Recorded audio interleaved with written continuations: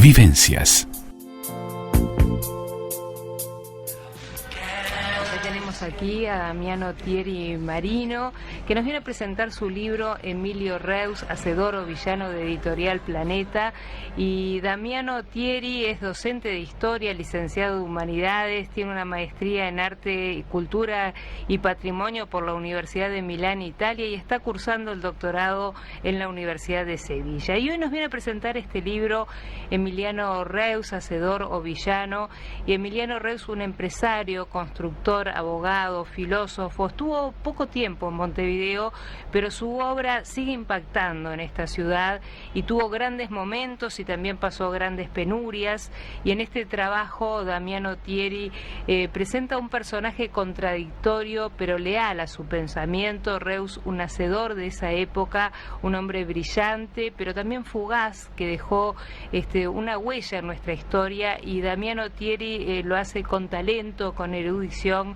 Nos invita a conocer este personaje. Muy bienvenido, Damiano. Muchísimas gracias. No, por favor, gracias. Libro maravilloso. Yo te lo decía antes de empezar la nota, plantearnos esta dicotomía, ¿no? Que es parte del libro y ya de la tapa también. Exacto. Sí. La tapa ya un poco es una antesala de lo que el lector va a poder conocer en profundidad en su interior, sí. ¿Y cómo fue que llegaste? Yo sé que tenías una pasantía en el departamento educativo del Museo de Arte Precolombino e Indígena, y de alguna manera ese fue el disparador que tú nos contás allí en el libro, y me gustaría que lo compartas con la audiencia. Exacto. Sí, en la oportunidad de realizar la pasantía por la universidad allí en el MAPI, conocí el establecimiento médico hidrotermoterapia con todo ese nombre. Que obviamente desconocía hasta ese momento, y que a partir de esa instancia de pasantía, como decía, logré descubrir, porque realmente no lo conocía. Un establecimiento termal. Exacto, sí, era un establecimiento, como el nombre lo indica, médico, termal, digamos, de esparcimiento, pero al mismo tiempo de salud. El primero acá en Montevideo. El primero acá en Montevideo, y con características muy particulares también, ¿no? Que tuvieron que ver con la salud de Emiliano Reus. Exacto, sí, allí en el libro se hace referencia un poco, utilizando como metodología la microhistoria, porque no hay mucho documento, no quedaron muchas fuentes sobre lo que fue la participación de Reus aquí en Montevideo. Y bueno, un poco usando la microhistoria, allí logramos indagar y llegar a ciertas conclusiones parciales, teniendo en cuenta los constantes quebrantos de salud que él tenía, las recomendaciones de Pedro Vizca, de su médico de cabecera, que le decía que se tenía ¿Qué médico tenía, pavada de médico. Que tenía que ir al norte del país a realizar baños termales por el tema de la fragilidad de su salud.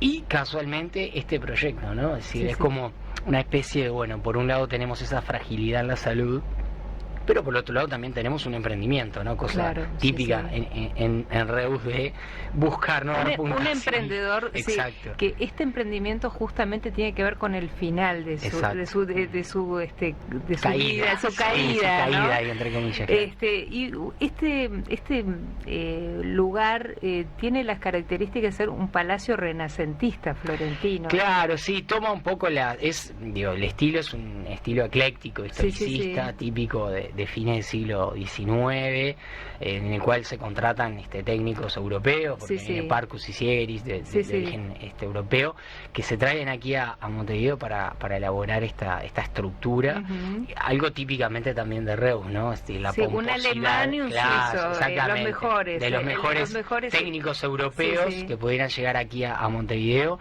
para poder realizar justamente esta obra de gran envergadura, y que aparte era novedosa, y repito, con este tipo de técnicos traídos aquí a Montevideo para realizar esta estructura, que era obviamente novedosa por el programa arquitectónico en sí, pero también, como tú decías, por el estilo, ¿no? El estilo.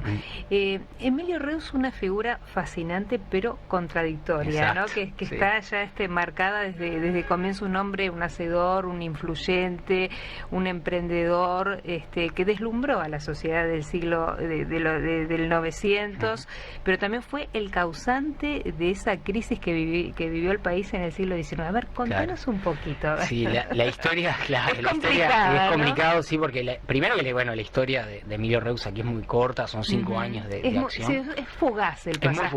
Es muy fugaz, pero muy, digo, muy con mucho... sustanciosa. Exactamente, fugaz pero muy sustanciosa.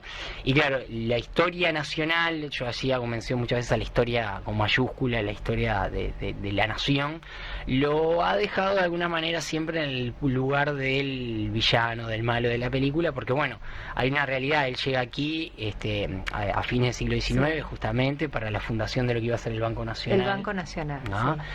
Él es el gerente del Banco Nacional, él reúne una gran cantidad de empresarios. Y viene de Argentina, de Buenos Aires, que había vivido un tiempo antes. Él había estado en Buenos Aires, había tenido su segunda gran quiebra en Buenos Aires, y pese a ello, es un poco, eso habla también del personaje, pese a ello había logrado mancomunar una gran cantidad de capitalistas interesados en invertir en este proyecto de banco mixto que presentaba el Uruguay hacia 1887, y bueno, allí él se presentó con ese proyecto durante el gobierno de Tajes, llega aquí al Uruguay, vencedor del proyecto, porque hay un tema también en cuanto a la personalidad y a la preparación de Emilio Reus. Era un gran orador. Sí, tenía un poder de seductor, seductor. Acá hay algo que compartís que me gustaría leer, ¿cómo no? Que decís sobre ese poder de seducción, que lo sacás creo que es de un diario.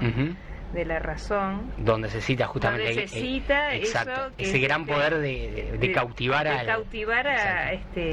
acá en el acápite dice: es clara la sugestión hipnótica que el doctor Reus ejercía sobre los miembros del gobierno nacional. La Razón, 4 de enero del año 1888. Exacto. Sí, tenía esa gran capacidad de convicción, de convencer por la oratoria, y bueno, ni que hablar que cuando se dio la posibilidad de ese proyecto, como te decía, pese a que se había tenido una quiebra en Buenos Aires, logró mancomunar a ese grupo de capitalistas y llegar aquí al Uruguay como gerente del Banco Nacional. Y ahí justamente se da ese tema relacionado a su historia negra en el Uruguay, asociado a su manipulación de los fondos en el banco. Y cuando se funda el banco, al poco tiempo, también esto por una característica muy particular y peculiar en Emilio Reus, era un agiotista, como llaman los historiadores, de primer nivel, es decir, era un comprador impulsivo de acciones, compraba y vendía acciones, el juego bursátil era algo que lo fascinaba, y en esa creencia de que siempre las acciones iban a ir a más y se iba a ir siempre a un crecimiento constante, bueno, malversó los fondos del banco, sacó las reservas en oro y en su lugar colocó acciones. Por lo tanto, cuando vino la crisis del 90, que ya es una crisis más estructural, lo agarró muy mal parado. Agarró a él y al banco, lo agarró muy mal parado, y a todo lo que habían de alguna manera apostado a ese tipo de estrategia financiera, ¿no? Claro. Por eso el libro de alguna manera tiene dos partes: el auge del sistema reusista, que va desde 1887 a 1889, y después la parte, digamos, de la decadencia del sistema, ¿no? Pero te voy a invitar a hacer una breve pausa y vamos a ir analizando, yendo por todo el libro, lo que podamos abordar, ver Reus y Montevideo, cómo fue esa relación, ese encuentro, que está muy muy interesante, porque quizás lo conozcamos, pero creo que en el libro lo que nos haces es profundizar en el personaje, que no creo que todos conozcamos. A mí personalmente me maravilló porque muchas facetas las desconocía, ¿no? Bueno, hacemos una breve pausa y continuamos.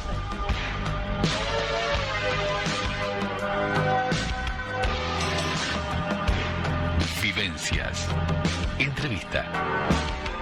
Y nos fuimos a la pausa, Damiano, y yo te preguntaba cómo fue esa relación de Emilio Reus y Montevideo, ¿no? Porque hay como quién descubrió a quién. Exacto. Eso es un poco lo que planteás, a ver. Sí, es un personaje llamativo para la sociedad montevideana. Y que vos, yo te decía, analizaste muy bien qué estaba pasando en Montevideo, qué distintos tipos sociales y de personajes había que le dieron cabida de alguna manera a Reus, ¿no? Claro. Sí, un poco teniendo en cuenta que el libro como se divide claramente en dos partes, ¿no? El periodo del auge del sistema reusista, como ese periodo en el cual Reus de alguna manera como como tú leías hace un instante en el bloque anterior, él engatusó, de alguna manera hipnotizó por su oratorio una gran parte de la sociedad montevideana. Bueno, ¿cómo estaba conformada esa sociedad? Bueno, obviamente había mucha gente que de alguna manera lo veía él como el europeo progresista, moderno, emprendedor y ejemplo de alguna manera a seguir. Claro. Pero por otro lado, una sociedad montevideana, por eso estaba fraccionada, esa sociedad montevideana más tradicionalista, más con una concepción del dinero más, digamos, cauta en cuanto a utilizarlo, ahorrarlo, invertirlo cuidadosamente. Claro. En cambio Reus no, Reus era un personaje que venía aquí con fines totalmente distintos a esos, a invertir, a utilizar el dinero para generar más dinero a partir, bueno, de la especulación, de las inversiones. Entonces, cuando un poco en ese capítulo se confrontan Montevideo y Reus, la idea era, bueno, tomar lo que otros historiadores han trabajado muy bien, como Pedro Barrán, Mita Alfaro, Villamil, sobre bueno cómo eran las mentalidades y la concepción de esos sectores montevideanos. Es ¿no? muy interesante para entender también cómo es que él de alguna manera se le abren las puertas.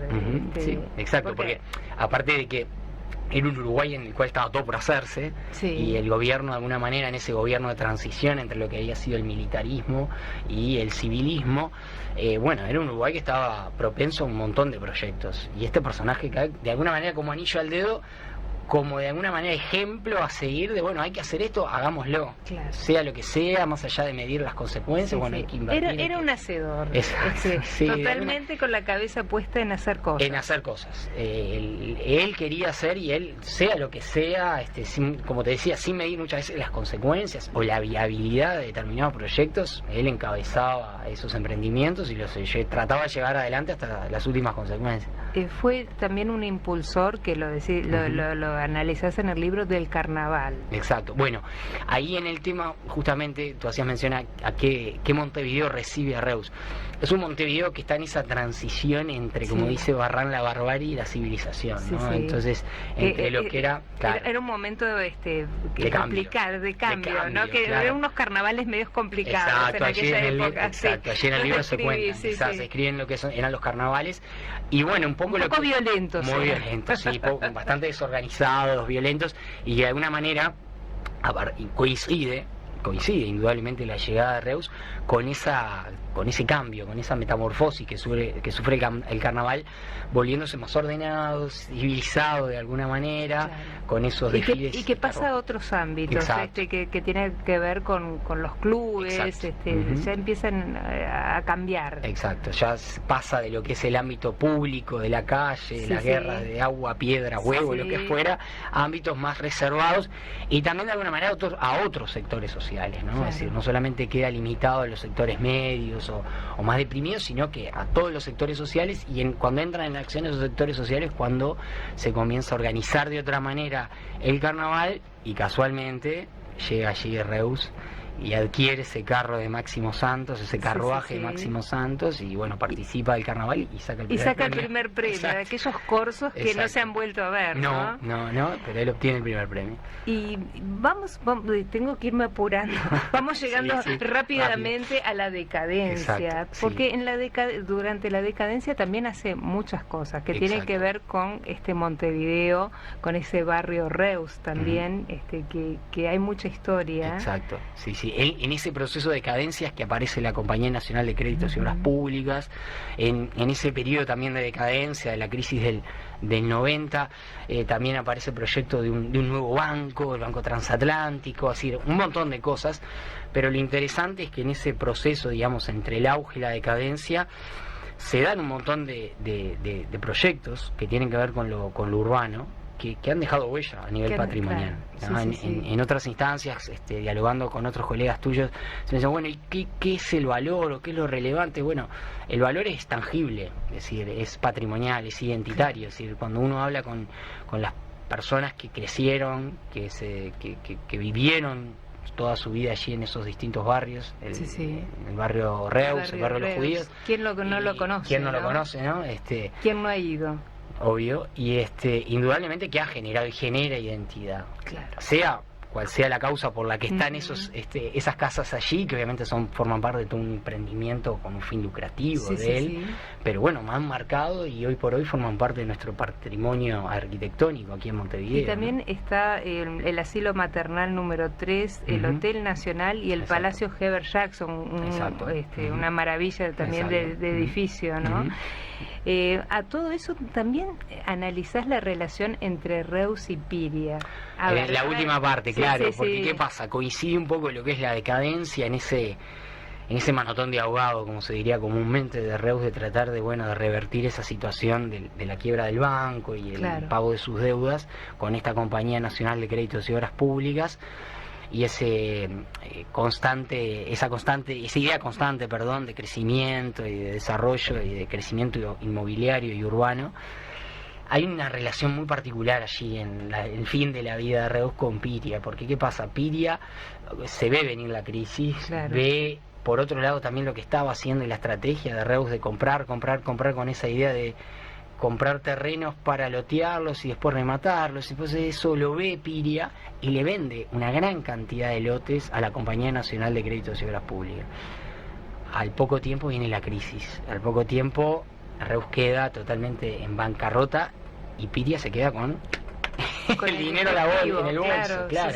Fue astuto. Dinero que a partir de ese momento lo va a utilizar para comprar los primeros terrenos en Piriápolis. Allí en el libro se analiza justamente eso. Entonces, esas casualidades de la vida, con lo que fue la quiebra y la crisis de Reus, después Piria, con ese dinero invierte en lo que va a ser después obviamente Piriápolis, como emprendimiento, primero en lo que tiene que ver con el tema de la piedra y el mármol y todo el tema y para después obviamente transformarse en ese negocio turístico que todos conocemos, pero que bueno, de alguna manera se puede ver ahí la diferencia entre la concepción que tenía Emilio Reus del uso del dinero y para qué el dinero, y por otro lado la concepción de un Francisco Piria completamente distinta, de estratégica, cautelosa del uso del dinero y de la inversión.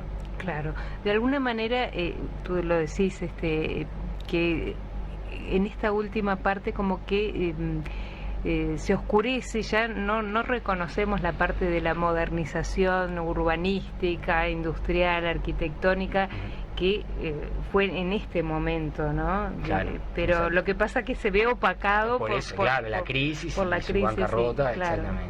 Exactamente, y ya enseguida que cae en bancarrota fallece al poco tiempo, ¿no? tiempo, es decir, las crónicas. Es muy joven, 32 años, sí, muy joven. Las crónicas son muy duras, él estaba totalmente solo.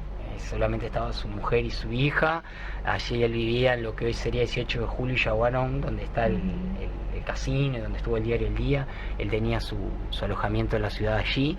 Y bueno, fallece totalmente solo, abandonado, sin ninguna de sus relaciones de la primera etapa. Allí en el libro un poco planteo sobre el tema si son amistades o son relaciones. Y bueno, esas relaciones en la época de decadencia desaparecen. Y bueno, con su muerte, su mujer y su hija retornan a España. Dicen los cronistas que bueno, que su mujer se vuelve a casar con un torero y se vuelve a España, y lo más significativo también que el cuerpo de Reus no se encuentra aquí en Montevideo, sino que está en Madrid, está en España, en el cementerio, porque la masonería, él era masón, manda a repatriar sus restos y retornar allí a retornarlos a España. No lo tenemos aquí, No.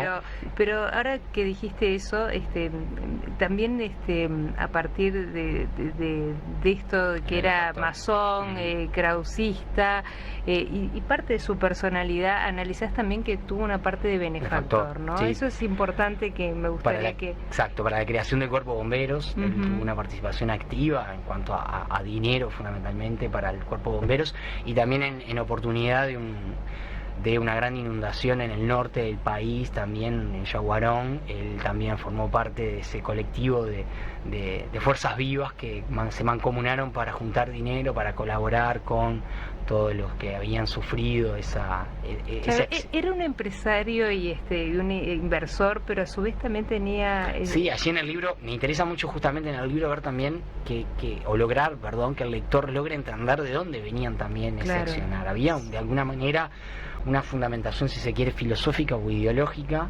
en todo su accionar. no solamente para hacer las cosas Claro. que después salieron mal, Sí, sí, sino sí. también para hacer otras cosas que tienen que ver con eso, por ejemplo, lo que tú decías como benefactor, ¿no? Claro, sí, sí. ¿No?